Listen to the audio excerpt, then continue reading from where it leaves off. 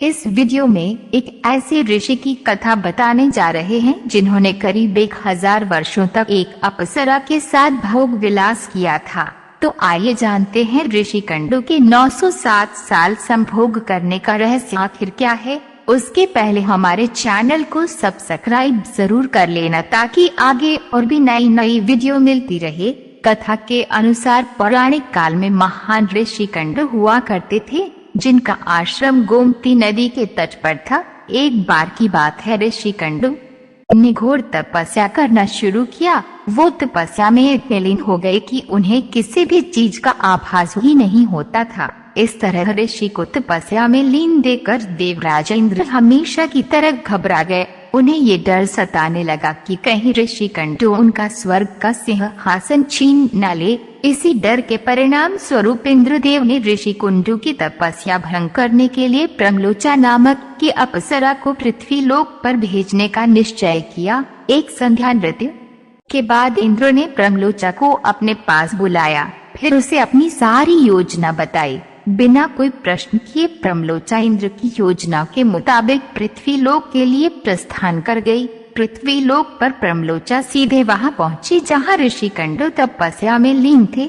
फिर प्रमलोचा ने अपनी शरारतों से ऋषि कंडू का ध्यान तोड़ दिया। उसके बाद जैसे ही ऋषि की नजर प्रमलोचा पर पड़ी तो वे उसके रूप और सौंदर्य को देखकर उस पर मोहित हो गए और उसे अपने साथ लेकर मंदराचल पर्वत की गुफाओं में चले गए। उसके बाद ऋषि कंडू प्रमलोचा के सौंदर्य में इतना खो गए कि वो 100 से अधिक वर्षों तक उसके साथ भोग विलास करते रहे। 100 वर्ष बाद एक दिन अप्सरा प्रमलोचा ने ऋषि कंडू से कहा कि है ऋषि, अब मैं स्वर्गलोक वापस जाना चाहती हूँ, इसलिए आप मुझे खुशी खुशी विदा कीजिए। अप्सरा के मुख से जाने की बात सुनकर ऋषि उदास हो गए और उन्होंने कहा, हे देवी, अभी थोड़े दिन और रुक जाती तो अच्छा होता। ऋषि को उदास देखकर अप्सरा पृथ्वी लोक पर और रुकने को मान गई।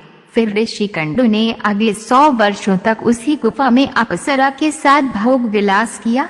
फिर 100 वर्षों बाद एक दिन प्रमलोचा ने ऋषि कंडू से कहा, हे मुनि, मुझे पृथ्वी लोक पर आए बहुत समय हो गया, अब तो आप मुझे स्वर्गलोक जाने की आज्ञा दें।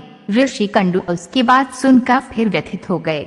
बोले, हे देवी, अभी कुछ समय और रुक जाओ, फिर चले जाना। इसी तरह कई सौ वर्ष बीत गए और जब भी अप्सरा प्रमलोचा स्वर्गलोक जाने की बात ऋषि से कहती तो वो किसी तरह उसे मना लेते। वो अप्सरा ऋषि के श्राप से भी डरती थी कि कहीं क्रोध में आकर ऋषि कंडू उसे श्राप न दे दें। उधर महर्षि के काम वासना में लिप्त होने से अप्सरा के प्रति उनका प्रेम नृत्य बढ़ता ही जा रहा था। तपस्या पूजा पाठ का त्याग कर दिन रात ऋषि कंडू भोग विलास में डूबे रहते। एक दिन की बात है, ऋषि कंडू बड़ी तेजी से अपनी कुटिया से निकल रहे थे। तभी प्रमलोचा उनके पास आई और पूछने लगी, हे मुनि, आप कहाँ जा रहे हैं? तब ऋषि कंडू ने कहा कि हे भद्र, दिन अस्त हो चुका है, अतः मैं संध्योपासना करने जा रहा हूँ। अगर ऐसा नहीं किया तो मेरा धर्म नष्ट हो जाएगा। यह सुनकर प्रमलोचा मुस्कुराए बिना ना रह सकी और बोली, हे सब वेदों के ज्ञाता, इतने वर्षों में क्या आज पहली बार सूर्यास्त हुआ है? जो संध्या वंदन नहीं करेंगे तो आपका धर्म नष्ट हो जाएगा। मैं तो आपसे जब से मिली हूँ तब से तो आपने कभी संध्या वंदन नहीं किया है। इस प्रकार के वचन सुनकर ऋषि कंडू बोले, हे भद्रे, नदी के सुंदर तट पर आज सवेरे ही तो तुम आई हो। मुझे भली भांति स्मरण है, मैंने आज ही तुमको अपने आश्रम में प्रवेश करते देखा था। अतः अब दिन के समाप्त होने पर सांध्य काल हुआ है। मुझे तो लगता है कि तुम मेरा उपहास कर रही हो। तब प्रमलोचा ने ऋषि से कहा कि हे ब्राह्मण श्रेष्ठ, आपका ये कथन सत्य है कि आपके आश्रम में मैं सवेरे आई हूँ, परंतु आज नहीं। जिस सुबह मैं यहाँ आई थी उस समय को तो कई सौ वर्ष बीत चुके हैं। यह सुन महर्षि कंडू घबरा गए और बोले कि हे सुंदरी, मुझे सही सही बताओ, तुझे मुझे तेरे साथ रमण करते कितना समय बीत चुका है? तब प्रमलोचा ने बताया कि आपको मेरे साथ रमण करते हुए 907 वर्ष 6 महीने और 3 दिन हो चुके हैं। यह सुनकर ऋषि कंडू हैरान हो गए और बोले, हे प्रिय, क्या तुम सत्य कह रही हो या फिर मेरे साथ कोई मजाक कर रही हो? मुझे तो ऐसा प्रतीत होता है कि मैं तुम्हारे साथ एक दिन ही रहा हूँ। तब प्रमलोचा बोली कि है ब्राह्मण, मैं आपसे झूठ कैसे बोले सकती हूँ, वो भी उस समय जब आप अपने धर्म मार्ग का अनुसरण करने के लिए तत्पर होकर मुझसे पूछ रहे हो। मैं यहाँ किसी के कहने से आई थी। ऋषि, आप क्रोधित न हो, मैं आपको सारी घटना का सत्य बताती हूँ। परंतु हे ऋषि, मेरा इसमें कोई दोष नहीं है, इसलिए मुझे क्षमा कर दीजिएगा।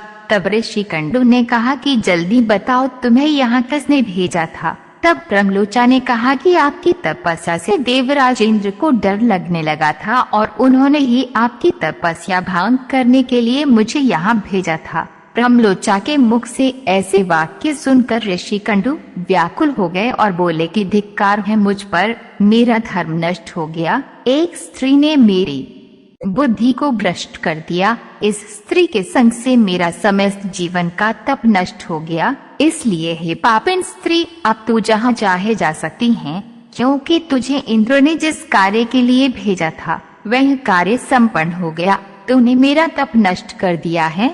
महर्षि को इस तरह क्रोधित देख प्रमलोचा भय से कांपने लगी, जिस वजह से उसका पूरा शरीर पसीने से भीग गया था। उस समय ऋषि ने जो गर्भ प्रमलोचा में स्थापित किया था वह भी अप्सरा के रोम छिद्रों से निकलकर पसीने के रूप में उसके शरीर से बाहर आ गया।